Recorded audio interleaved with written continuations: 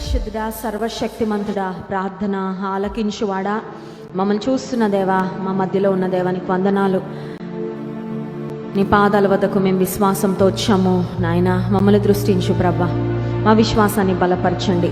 నీ లేఖనముల ద్వారా మాకే మాటలు అవసరమో అవి మీరు అందించండి. మాట్లాడుతున్న నీ సిలువ చాటును మరుగుపరిచి కేవలం మీ నోటి బుర్గ వాడుకొనమని యేసు నామములో ప్రార్థిస్తున్నాము తండ్రి, ఆమేన్. యేసుక్రీస్తు ప్రభువారు ఈ లోకంలో జన్మించడానికి 700 సంవత్సరాల క్రితమే యెషయా అనే ప్రవక్త ద్వారా ప్రవచించబడిన మాటలు ఏమనంటే, కన్యక గర్భవతి అయి కుమారుని కనును, ఆయనకు ఇమ్మానుయేలు అను పేరు పెట్టుదురు అనే ప్రవచనము యెషయా అనే ప్రవక్త ద్వారా 700 సంవత్సరాలకు పూర్వమే ప్రవచించబడింది. చూడండి, ఎవరి ఇంట్లోనే ఏదైనా ఒక కార్యం జరగాలంటే ఒక సంవత్సరము ముందు చెప్పడము చాలా గొప్ప విషయం అనుకుంటాం. ఒక 10 సంవత్సరాల ముందు చెప్పడం అంటే ఇది ఇంపాసిబుల్ కదండి.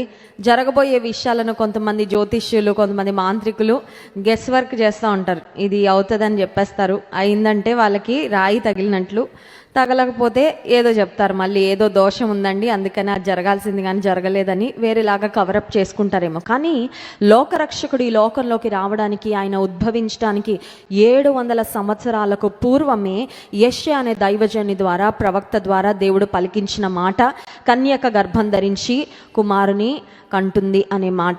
అంత మాత్రమే కాదు, కానీ దేవాది దేవునికి ఇవ్వబడిన పేర్లు, the titles of God have been revealed by prophet Isaiah.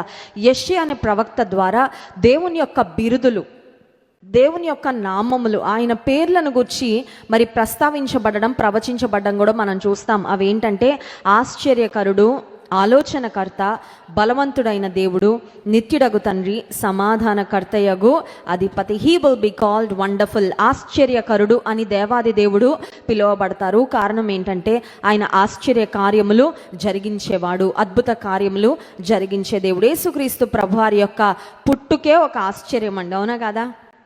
ఆయన పుట్టుకే ఆశ్చర్యం. ఒక కన్యక గర్భం ధరించడం ఏంటండి, అది ఎప్పుడు మేము చరిత్రలో వినలేదే, ఇంతకు ముందు ఎన్నడూ మేము వినలేదు.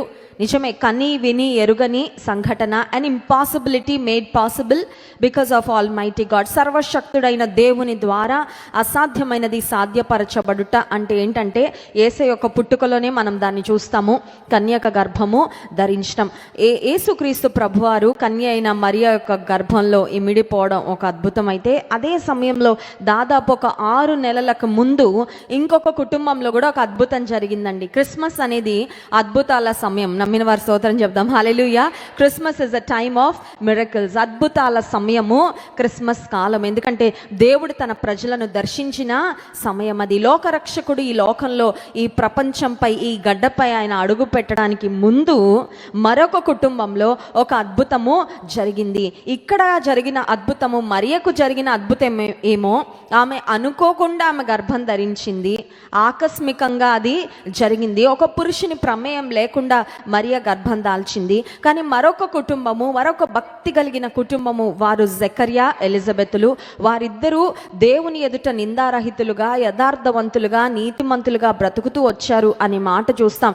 అంత భక్తిగా జీవించిన వారు చాలా కాలం నుంచి ఎదురు చూశారంట. దేవుడు మాకు బిడ్డల్ని ఇస్తే బాగుండు అని ఎదురు చూస్తున్న సమయంలో దేవుడు ఎలిజబెత్ను జ్ఞాపకం చేసుకొని, దేవుడు జకర్యాకు ఆయన దేవాలయంలో యాజక ధర్మాన్ని జరిగిస్తూ ఉండగా, వారు అహరోను వంశానికి చెందిన వారు, వారి యాజక ధర్మాన్ని లేవి వంశానికి చెందిన వారు యాజక ధర్మాన్ని జరిగిస్తూ ఉండగా, ఆ సమయంలో దేవాది దేవుడు ఒక దూతను పంపించి జకర్యాకు ఒక మాట సెలవిచ్చారు. ఆ మాటలు చూడండి. లూకా సువార్త 1వ అధ్యాయము 13వ వచనం నుండి 16వ వచనం వరకు మార్చి చదువుకుందాం. లూకా సువార్త 1వ అధ్యాయము 13వ వచనం నుండి 16వ వచనం వరకు. అప్పుడు ఆ దూత అతనితో, జకర్యా భయపడకుము, నీ ప్రార్థన వినబడినది. నీ భార్య అయిన ఎలిజబెతు నీకు కుమారుని కనును, అతనికి యోహాను అను పేరు పెట్టుదువు.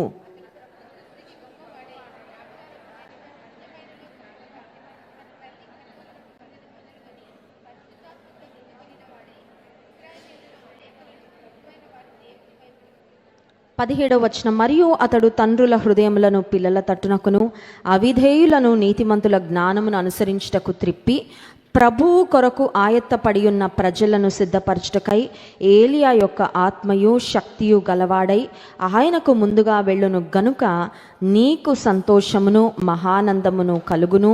అతడు పుట్టినందున అనేకులు సంతోషింతురు. 18వ వచనం అందరం కలిసి చదువుదాం.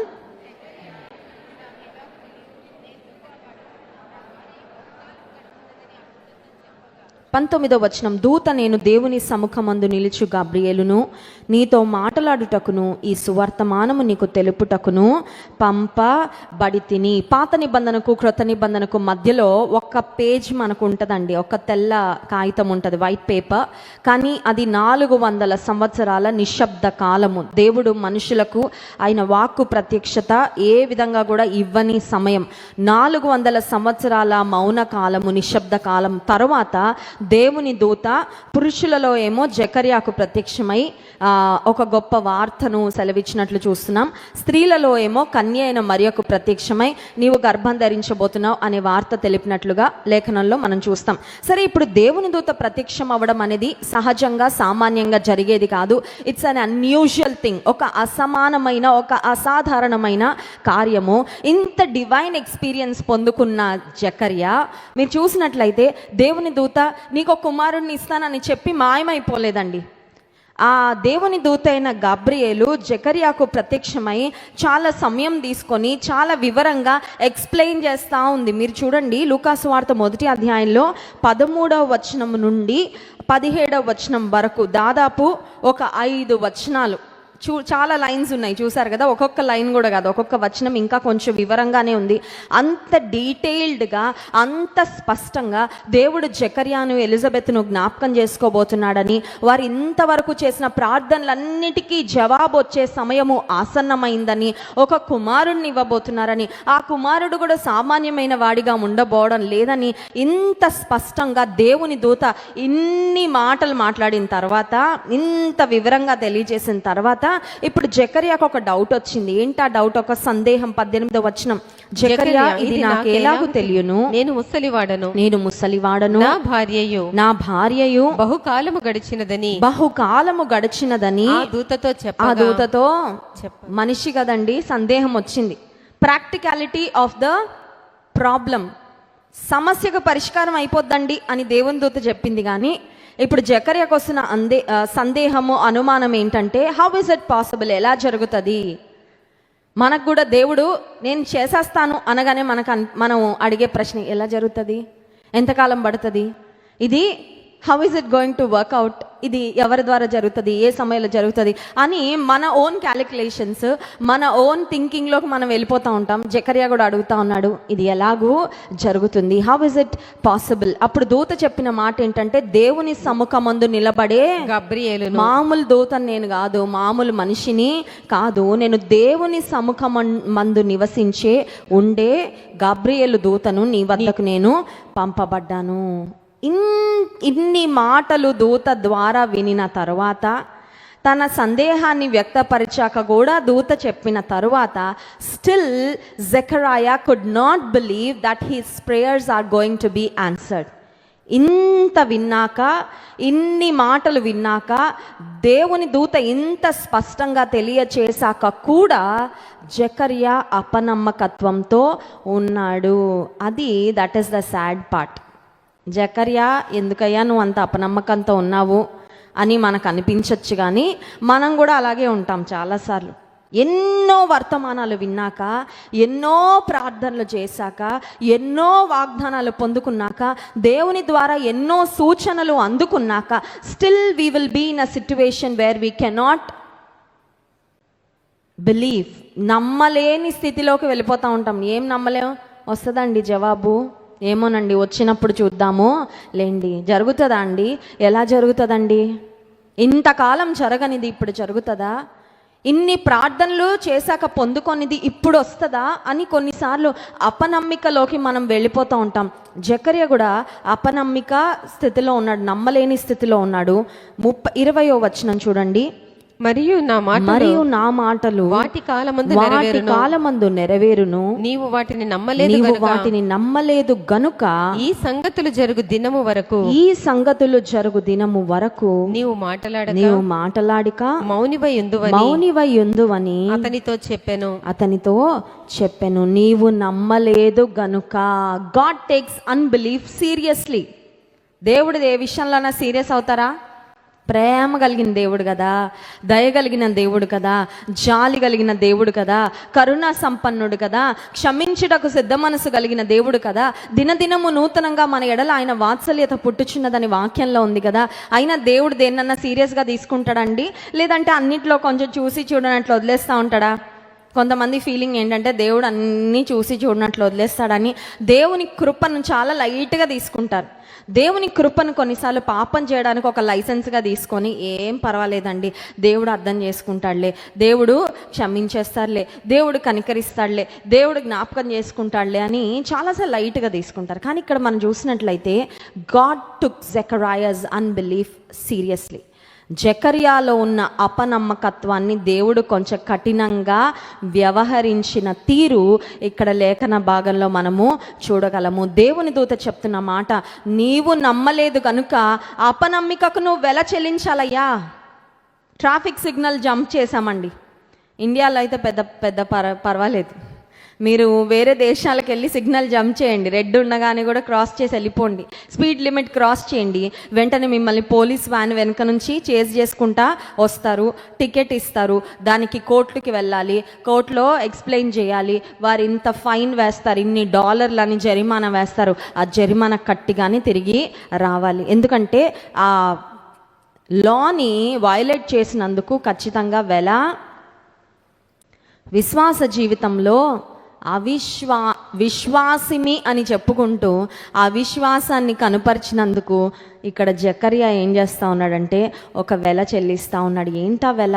What was the price? దేవుడు అతనికి ఇచ్చిన ఒక చిన్న పనిష్మెంట్ ఏంటంటే, నీ కుమారుడు పుట్టే వరకు దేవుని కార్యం జరుగుతుందని ఇంతగా చెప్పి నన్ను నమ్మలేకపోతున్నావు కదా జెకర్యా, అందుకని ఆ కార్యం జరిగే వరకు నువ్వు ఇంకా మాట్లాడలేవు. ఆశ్చర్యం ఏంటంటే యేసుక్రీస్తు ప్రభువారి యొక్క పరిచర్యలో మూగవారికి అనేక మందికి ఆయన వాక్శక్తిని ఇచ్చాడండి, మాటలు ఇచ్చాడు. కానీ ఇక్కడ మాట్లాడుతున్న జెకర్యా నోటికి దేవుడు ఏం చేశాడండి? తాళం వేశాడు. జెకర్యా విశ్వాసం మనసులో వచ్చినప్పుడు అది బయటకు రాకుండా తాళం వేసుకుంటే చాలా బాగుండేది. దేవుడు అతని నోటికి తాళం వేసి ఉండేవాడు కాదేమో. అర్థమవుతుందండి? కొన్నిసార్లు మన నోటికి మన తాళం వేసుకోవాలి. అది చాలా మేలు, మనకి మేలు, మన కుటుంబానికి మేలు, మన సంఘానికి. కానీ కొన్నిసార్లు మనం రిస్ట్రెయిన్ చేసుకోలేం కదా, మనము ఆపుకోలేం, వెంటనే పలికేస్తూ ఉంటాం. జెకర్యా అవిశ్వాసపు మాటలు పలుకుట ద్వారా దేవుడు అన్నారు, నీ నోటిని అలా వదిలేస్తే పుట్టేదాకా ఇంకెన్ని మాటలు మాట్లాడతావు జెకర్యా, నీకు తాళం వేయడమే బెటర్. చూడండి విచారము. దాదాపు 60 సంవత్సరాలు దాటిపోయిన సీనియర్ సిటిజన్స్గా ఉన్న జెకర్యా ఎలిజబెత్ గర్భం ధరించగానే తల్లిదండ్రికి ఎంత ఆనందం ఉంటుందండి. జెకర్యా ఎంతోమందికి చెప్పుకోవాలనుకుంటాడు. ఏమని తెలుసా? నేను తండ్రి కాబోతున్నా, నాకు ఒక కుమారుడిని దేవుడు ఇవ్వబోతున్నాడు, మా ప్రార్థనలకు జవాబు వస్తూ ఉంది, ఇదిగో నా భార్య. కనబడిన వాళ్ళకి అడుగుతూ ఉంటారు కదా, వార్తలు ఏమైనా ఉన్నాయా? కొంతమంది మంచి వార్తలు అడుగుతూ ఉంటారు. Any good news? ఉందండి గుడ్ న్యూస్. 3వ నెల ఉందండి గుడ్ న్యూస్. 5వ నెల ఉందండి గుడ్ న్యూస్. 7వ నెల ఉందండి గుడ్ న్యూస్. ఎనీ టైం 9వ నెల కూడా వచ్చింది, ఎప్పుడైనా అయిపోవచ్చు అని చెప్పుకోనే పరిస్థితి జెకర్యాకు. అపనమ్మికతో పలుకుట ద్వారా దేవుడు జెకర్యా నోటికి ఏమేశారండి? ఇంకొకసారి చూద్దాం 20వ వచనం. మరియు నా మాటలు వాటి కాలమందు నెరవేరును, నీవు వాటిని నమ్మలేదు గనుక ఈ సంగతులు జరుగు దినము వరకు నీవు మాటలాడక మౌనివై ఉందువని. అది ఎంత పనిష్మెంటో తెలుసా మీకు? మాట్లాడుతూ మాట్లాడలేని స్థితిలోకి వెళ్ళిపోవడం చాలా పెద్ద. నాకు ఇంతకు ముందు సంవత్సరాల్లో VBS మన చర్చిలో జరిగేది, ఇప్పటికీ జరుగుతుంది, ప్రతి ఇయర్ జరుగుతుంది సమ్మర్లో. నాకు VBS జరిగినప్పుడు లాస్ట్ డేకి నాకు గొంతు పోద్దండి. ఎందుకంటే పిల్లలతో ఇట్లా మామూలుగా మాట్లాడకూడదు కదా, పిల్లలతో వాళ్ళ స్థాయిలో వెళ్ళి మాట్లాడాలి కాబట్టి గట్టిగా వారిని ఉత్సాహపరుస్తా వారి లెవెల్లోకి వెళ్ళిపోయి నేను కూడా ఎక్సైట్ అయిపోయి గట్టిగా మాట్లాడి ఆఖరి రోజుకి వచ్చేసరికి నా గొంతు పోతే అది ఎంత నరకంగా అనిపించేదంటే, నేను నా పిల్లలతో కూడా పిలుస్తూ ఉంటాను కానీ గాలి వస్తుంది కానీ శబ్దం రాదు బయటికి. మా పెద్ద పాపను పిలుస్తుంటే మూడో పాపను వాళ్ళు వెళ్ళిపోతూ ఉంటారు. చాలా కష్టం అనిపిస్తుంది. అప్పుడు అనిపిస్తుంది అమ్మో ఈ గొంతు ఈ నోరు చాలా అవసరం. అప్పుడు బాగా తెలుస్తుందండి. పోయాక దాని విలువ దాని అవసరత చాలా తెలుస్తుంది. దేవుడు మనకి నోటినిచ్చాడు, దేవుడు మనకు నాలుకనిచ్చాడు. ఎందుకంటే విశ్వాసపు మాటలు టు స్పీక్ విత్ ఫెయిత్. నీ జీవితంలో దేవుడు చేయబోతున్న కార్యాలను గురించి జకర్యా ఇంకొకలాగా స్పందించుంటే బాగుండేది. ఏమని తెలుసా? దేవా నన్ను జ్ఞాపకం చేసుకున్నావు, నీకెంతో వందనాలు. దేవా నువ్వు నన్ను కనికరించావు, నీకెంతో వందనాలు. నా భార్య మీద గొడ్రాలని ఉన్న ఈ నిందను తొలగిస్తున్నావయ్యా, నీకెంతో స్తోత్రాలు. దేవా నీ కార్యాలను గురించి నేను అందరికీ వివరిస్తానయ్యా అని చెప్పుంటే ఎంత బాగుండేది చూడండి.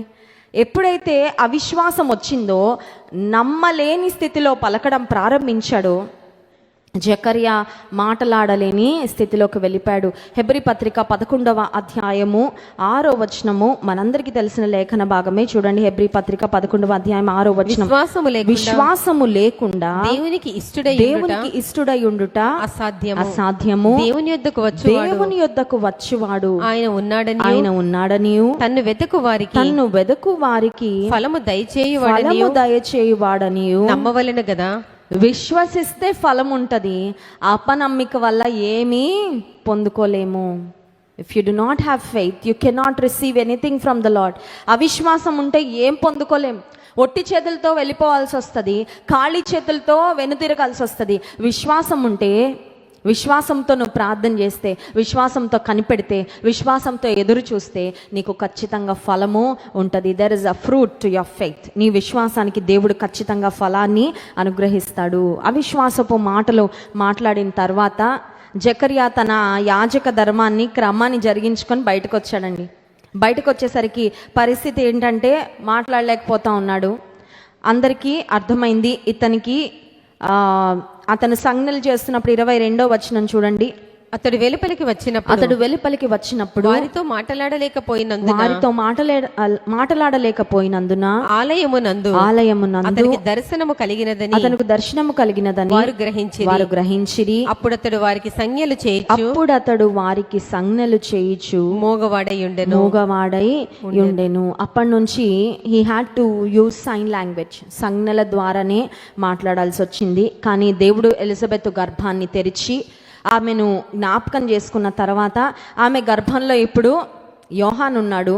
దేవుడు జకర్యాకు ఆ బిడ్డకి ఏ పేరు పెట్టాలో కూడా ముందే చెప్పేశారండి. పేరు కూడా చెప్పాక కూడా నమ్మలేకపోయాడు. అది అక్కడ హైలైట్. ఏంటదండి? నీకు కొడుకు పుడతాడని ఒక మాట చెప్పి ఊరుకోలేదు. నీకు ఒక కుమారుడు పుట్టబోతున్నాడు, అతనికి యోహాన్ అని పేరు పెట్టాలి. అతను పుట్టుట వలన నీకు మహానందం కలుగుతుంది. నీకే కాదు, అతను పుట్టుట వలన అనేక మంది సంతోషిస్తారు, అనేక మందికి సంతోష కారణంగా ఉంటాడు, పరిశుద్ధాత్మ శక్తితో నింపబడతాడు, ఏలియా వంటి ఆత్మ కలిగి ఉంటాడు. ఎన్నో మాటలు చెప్పాక కూడా అపనమ్మికే ప్రదర్శించాడు. ఎవరు? జకర్యా. కానీ దేవుడు చెప్పిన మాట మాత్రం నిరర్ధకము. ఆ అపనమ్మికతో ఉన్న జకర్యాకు ఒక్కడికే దేవుడు పనిష్మెంట్ ఇచ్చాడు, కానీ ఎలిజబెత్ను మాత్రం దేవుడు జ్ఞాపకం చేసుకోవడము ఆపలేదు, మానలేదు. ఇప్పుడు ఎలిజబెత్కి 6 నెలలు వచ్చినాయి. ఎలిజబెత్ గర్భంలో ఉన్న బిడ్డకు 6 months, she was 6 months pregnant. ఆ కాలంలో మరియా ఎలిజబెత్ వద్దకు వెళ్ళిందంట. 39వ వచనం చూడండి. ఆ దినములో మరియా లేచి యూదా ప్రదేశములోని కొండసీమలోనున్న ఒక ఊరికి త్వరగా వెళ్ళి జకర్యా ఇంటిలో ప్రవేశించి ఎలిజబెత్కు వందనము చేసెను. మరియా ఎలిజబెత్లు బంధువులండి. They were relatives. బంధుత్వం ఉంది కాబట్టి దేవుని దూత మరియకు ప్రత్యక్షమై పరిశుద్ధాత్మ శక్తి వల్ల నువ్వు గర్భం ధరించబోతున్నావు అని మరియతో చెప్పిన తర్వాత పరలోకము నుండి వచ్చిన దూత ఎలిజబెత్ను గూర్చి కూడా ఒక మాట మరియకు తెలియచేసింది. ఆ మాట ఏంటంటే 36వ వచనం. మరియు నీ బంధువురాలు ఎలిజబెత్ కూడా తన వృద్ధాప్యమందు ఒక కుమారుని గర్భము ఒక ధరించి ఉన్నది. కుమారుని గర్భము ధరించి ఉన్నది. గొడ్రాలనబడిన ఆమెకు ఇది 6వ మాసము. ఇది 6వ మొదటి అధ్యాయము ఇందాక చదువుకున్న ప్రారంభ వచనాల్లో మీరు 5-6 వచనాలు చూస్తే ఎలిజబెతు బహుకాలము గడిచిన వారిద్దరు వృద్ధులయ్యారు అనే మాట ఉంటది. 7వ వచనం ఎలిజబెతు గొడ్రాలైనందున అనే మాట ఉంటదండి. లేకపోయి పిల్లలు లేరు అనే పరిస్థితిలో జకరియా ఎలిజబెతులు కొన్ని సంవత్సరాలు ఉండిపోయారు. ఎన్ని సంవత్సరాలు వెయిట్ చేయాలా? ఇంత వెయిటింగ్ ఎందుకు మాకే? ఇంత కాలము ఎందుకు మేము ఎదురు చూడాలా? అనే నిరాశ, నిరుత్సాహము ఖచ్చితంగా మనుషులుగా వారికి వచ్చుండొచ్చు.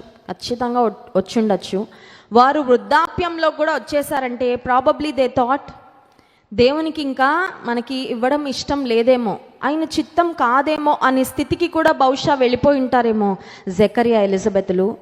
మనుషుల మధ్యలో ఎలిజబెత్ ఏ నింద అయితే పొందుకుందో ఆ నిందంతా, ఆ బాధ అంతా పరలోకంలో కూడా దేవుడు చూశాడండి. ఎందుకంటే పరలోకం నుంచి వచ్చిన దేవుని దూత మరియతో పలుకుతున్న మాటలలో చెప్పిన మాట ఏంటంటే, గొడ్రాలనబడిన ఆమెకు ఇది 6వ మాసము.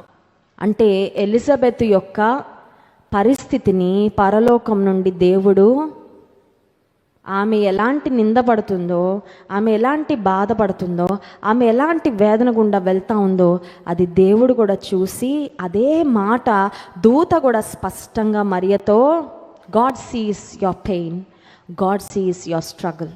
నువ్వు ఒంటరిగా ఉండి ఎంత వేదన పడుతున్నావు దేవుడు చూస్తున్నాడు.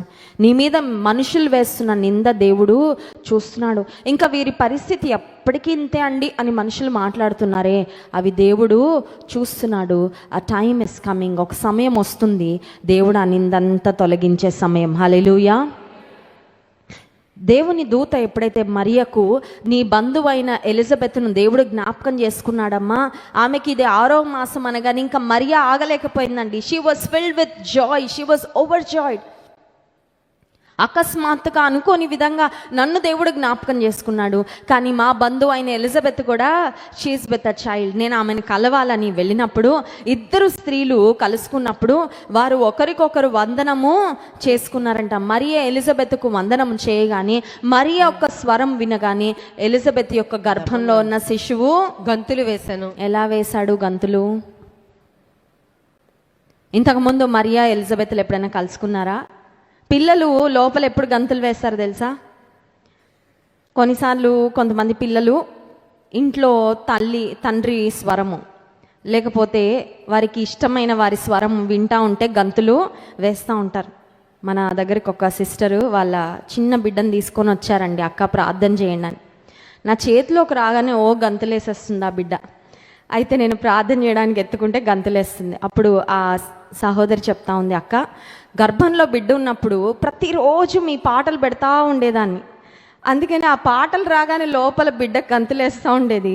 ఇప్పుడు మీ చేతిలోకి రాగానే కూడా ఏడవట్లేదు చూడండి, మీ చేతిలోకి రాగానే చాలా యాక్టివ్ అయిపోయింది. నన్ను ఎట్లా చూస్తుందంటే నేను ఎప్పటి నుంచో పరిచయం అయినట్టు, నేను వాళ్ళ ఫ్యామిలీ మెంబర్ అన్నట్టు ఆ బిడ్డ చూస్తూ ఉంటే నాకు ఆశ్చర్యం అనిపించింది. ఆ బిడ్డకి నా స్వరం గర్భంలో ఉన్నప్పుడే పరిచయము. డాక్టర్స్ కూడా చెప్తా ఉంటారు ఏమనంటే, గర్భం దగ్గరికి, కడుపు దగ్గరికి వెళ్ళి మాట్లాడాలంట ఆ బిడ్డలతో. వాళ్ళు బయటకు వచ్చాక వాళ్ళు వింటారని మనం అనుకుంటాం, కానీ కాదు. లోపల ఉన్నప్పుడు కూడా చిల్డ్రన్ క్యాన్ స్టిల్ లిసన్. పిల్లలు గర్భంలో ఉన్నప్పుడు కూడా వింటారు, వారికి వినికిడి శక్తి ఉంటుంది.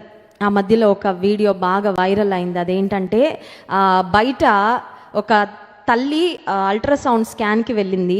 స్కాన్కి వెళ్తే బయట ఒక పాట పెట్టారండి. పాట పెడితే లోపల బిడ్డ చప్పలు కొడుతుంది. కడుపులో ఉన్న బిడ్డ ఇంకా బయట కూడా రాలేదు.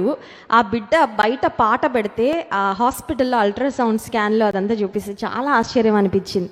ఇప్పుడు నా ప్రశ్న ఏంటంటే, మరియా ఎలిజబెత్లు, that was their very first meeting. వారు ఎలిజబెత్ గర్భం ధరించిన తర్వాత కలుసుకోవడం మొదటిసారి. అప్పటి వరకు యోహాను మరియ యొక్క స్వరాన్ని కూడా ఎప్పుడూ వినలేదు.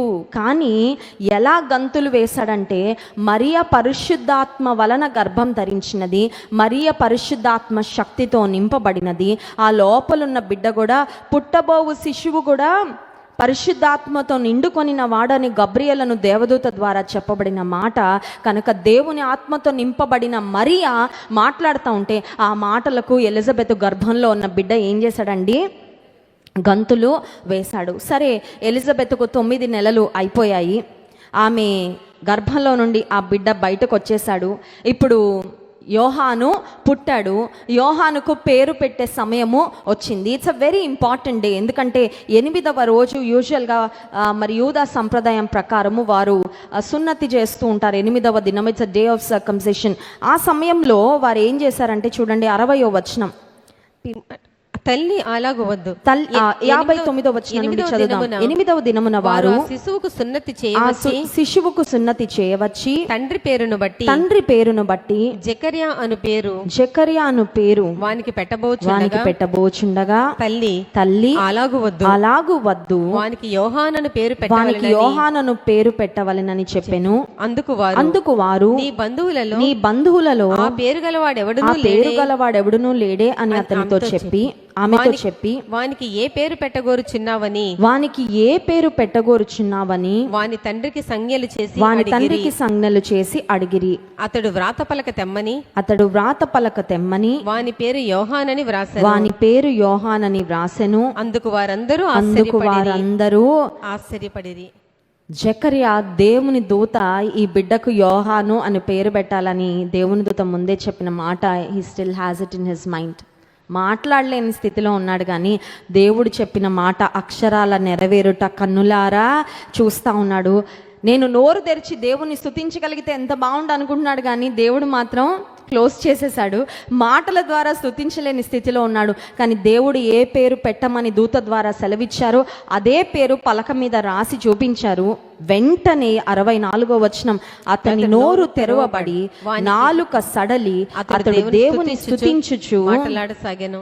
వెంటనే గాడ్ రిమెంబర్డ్ జకరియా. అతని నాలుక సడలింది, దేవుని స్తుతించటము మొదలుపెట్టాడు. ఒక మాట, దేవుని దూత నీ భార్య అయిన ఎలిజబెత్ నేను జ్ఞాపకం చేసుకోబోతున్నాను, ఆమెకు ఒక కుమారుడు కలగబోతున్నాడు, అతనికి యోహానను పేరు పెట్టాలి అనగానే అక్కడే దేవుని స్తుతించుంటే దేవుని స్తుతించుట కొరకు ఇంతకాలం వెయిట్ చేయాల్సిన అవసరం వచ్చుండేది. అర్థమవుతుందా అండి? కొన్నిసార్లు మనం స్తుతించడం లేట్ చేస్తాం, కొన్నిసార్లు మనము అపనమ్మికతో మౌనంగా ఉండిపోతాం. అపనమ్మికతో మౌనంగా ఉండడం కూడా దేవుడు అంగీకరించడు. When God reveals something to you, believe it and praise it in advance. నమ్మి ముందే విశ్వాసంతో స్తుతించు, దేవుని ఘనపరచు. అప్పుడు నీ జీవితంలో ఇంకా గొప్ప కార్యాలు దేవాతి దేవుడు జరిగిస్తాడు.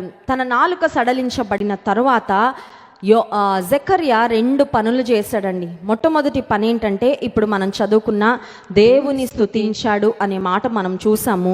రెండవదిగా 67వ వచనం, మరియు అతని తండ్రి జకర్యా పరిశుద్ధాత్మ పూర్ణుడై ఇట్లు ప్రవచించెను. He started ప్రొఫెసయింగ్. యాజకుడుగా ఉన్నాడు. యాజక ధర్మంలో దేవుని పనిలో దేవుని పరిచర్యలో సాగిన జకర్యా, కానీ దేవుడు అతని జీవితంలో కార్యం చేసి తన భార్య మీదున్న ఆ నిందను తొలగించి దేవుడు వారిని సంతోషభరితులుగా చేసినప్పుడు ఆయన స్తుతించడం మొదలుపెట్టాడు, ప్రవచించడం కూడా మొదలుపెట్టాడు. ఆ తర్వాత మనం చూసినట్లయితే 75వ వచనం నుండి దాదాపు ఆ అధ్యాయము చివరి వరకు జకర్యా దేవుని ఘనపరచుట స్తుతించటం మనము చూడగలం. అప్పటి వరకు నోరు మూయబడి ఉందేమో, ఒక్కసారి దేవుడు నోరు తెరిచిన తర్వాత దేవుని స్తుతించటము ఆపలేకపోయాడు. నీ జీవితంలో దేవుడు ఆయన కార్యాలు చేస్తూ ఉండగా మౌనంగా చూస్తున్నావా? ఏమవుతుందో చూద్దాంలేండి. జరిగాక అప్పుడు దేవుని స్తుతిద్దాంలేండి. ఆ స్థితిలో ఉంటే అపనమ్మకే ఉన్నట్లండి ఖచ్చితంగా. Let it happen and then I can believe. జరిగిన తర్వాత స్తుతిద్దాం, జరిగిన తర్వాత దేవుని గణపడదాం, జరిగిన తర్వాత కృతజ్ఞత అప్పుడు చూసుకుందామని నువ్వు వెయిట్ చేస్తున్నావంటే ఖచ్చితంగా నీలో అపనమ్మిక ఉన్నట్లే. దేవుడు తన మాట నీకు సెలవిచ్చిన తర్వాత దేవుని కార్యం జరుగుతుందని నీకు పరిపూర్ణమైన విశ్వాసం ఉంటే నీ బిహేవియర్, నీ యాటిట్యూడ్ అప్పటి నుంచే మారిపోవాలండి. ఎట్లా మారాలి? దుఃఖముఖిగా ఉండకూడదు. మనం హన్నాను గురించి చదువుతాము. మొదటి సమూయేలు గ్రంథము 1వ అధ్యాయంలో ఏలి అనే దైవజనుడు ఆమె వద్దకు వచ్చి, వచ్చే సంవత్సరం ఈ సమయానికి దేవుడు నిన్ను జ్ఞాపకం చేసుకుంటాడమ్మా అనే మాట పలుకగానే నాట నుండి ఆమె దుఃఖముఖిగా ఉండడం మానేసిందంటండి. ముందుగానే ప్రకటించట కొరకు దేవుడు ఎన్నుకున్న, ఏర్పరచుకున్న యోహాను ఎలిజబెత్ అనే స్త్రీ యొక్క గర్భం ద్వారా ఈ లోకానికి. ఇంకొక మాట నేను చెప్పి ముగిస్తాను. Why did Elizabeth have to wait for so long in order to be pregnant? Elizabeth యోహానుకు జన్మనివ్వడానికి అన్ని సంవత్సరాలు దేవుడు ఎందుకు వెయిట్ చేయించాడండి? ఎలాగో ఇస్తున్నాడు కదా, ముందు ఇస్తే ఏమవుతుంది? కొంతమందికి ఆ డౌట్ వస్తుంది. వస్తుందా రాదా? నాకు పెళ్ళి ఎలాగో అవుతుందండి, అదేదో ముందైతే ఎంత బాగుండండి. పిల్లలు ఎలాగో కలుగుతారండి, నాకు తెలుసు దేవుడు ఇస్తాడు. But why not earlier? ఇంకా కొంచెం ముందయింటే ఎంత? నాకు జాబ్ ఎలాగో వస్తుందని తెలుసండి దేవుడు ఇస్తాడని. కానీ దేవుడు ఎందుకు నన్ను ఇంతకాలము వెయిట్ చేయించారు? Probably you are thinking about the timing మనకు ఆప్షన్ ఇస్తే ముందే కావాలంటాం. లేట్ అయితే మాత్రం మనం ఎవరము నేను వెయిట్ చేయలేనండి, ఎంత త్వరగా వీలైతే అంత త్వరగా, వీలైతే ఇంటికి వెళ్ళే లోపలే జరిగిపోతే చాలా బాగుండు అని అనుకుంటాం. But God is a God of timing. దేవుని చిత్తంలో, దేవుని ప్రణాళికలో మలాకి గ్రంథము ఆఖరు అధ్యాయము ఆఖరు వచనంలో యేసుక్రీస్తు ప్రభువారి యొక్క ఆగమనానికి ముందుగా మార్గము సిద్ధపరచుట కొరకు దేవుడు ఎన్నుకున్న యోహాను పుట్టాలి. మలాకి గ్రంథం 4వ అధ్యాయము 5-6 వచనాలు. యెహోవా నియమించిన భయంకరమైన ఆ మహాదినము రాక మునుపు నేను ప్రవక్తయగు ఏలియాను మీ యొద్దకు పంపుదును. నేను వచ్చి దేశమును శపించకుండునట్లు అతడు తండ్రుల హృదయములను పిల్లల తట్టును, పిల్లల హృదయములను తండ్రుల తట్టును తిప్పును. This was a prophecy about John the Baptist. బాప్తిస్మం ఇచ్చి యోహానును గూర్చి మలాకి అనే ప్రవక్త ద్వారా దేవుడు చెప్పించిన, సెలవిచ్చిన ప్రవచనము. ఆ ప్రవచనము నెరవేరాలంటే అదే సమయంలో కొంతకాలం ముందు యేసుక్రీస్తు ప్రభువారికి యోహాను పుట్టాలి. అర్థమైందండి? అది మనకి ఇప్పుడు ఇదంతా చదివాక అర్థమవుతుంది. కానీ ఆ సమయంలో బిడ్డల కొరకు ఎదురు చూస్తున్న ఎలిజబెత్కి మాత్రం ఖచ్చితంగా అర్థమయ్యి, ఎందుకంటే మెస్సియా రాకెప్పుడో ఎవరికి తెలీదు, లోకరక్షకుడు ఈ లోకంలో ఎప్పుడు అడుగు పెడతారో ఎవరికి తెలీదు, ఆ కన్య ఎవరో ఎవరికి తెలీదు, ఆ కన్యను దేవుడు ఎప్పుడు ఎలా జ్ఞాపకం చేసుకుంటారో ఎవరికి తెలీదు. ప్రవచనాలన్నీ ఉన్నాయి, కానీ చేసుకుందాం.